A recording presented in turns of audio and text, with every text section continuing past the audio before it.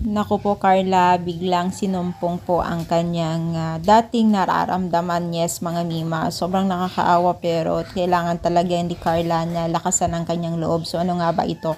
So bago natin ipagpatuloy ang ating pag-support today's video, kung bago ka pa lang sa aking channel, please subscribe po, like and pakit na rin po natin guys ang notification bell upang ma-update po tayo tuwing ako po nag-upload patungkol sa Team Kalingap. And please support po natin ang buong Team Kalingap, lalong-lalo na po kila Kalingap Rab at Kuya Bal na patuloy na nagbibigay ng inspirasyon at tulong po sa mga nangangailangan ng tulong. Alam niyo ba guys na itong si Carla ay tila hindi po niya napigilan na naman po ang kanyang nararamdaman during pag-surprise po ni Kalingap Jomar sa kanya. Dahil to ay nagbigay po si Jomar ng isang sorpresa po sa bulaklak at kasama po ang ibang regalo pa, at itong si Carla ay nakasuot po siya ng napakagandang tignan niya dito, no? So dahil po diyan ay biglang hindi po kinaya ni Carla po sa sobrang excitement niya, and then nahihiya siya.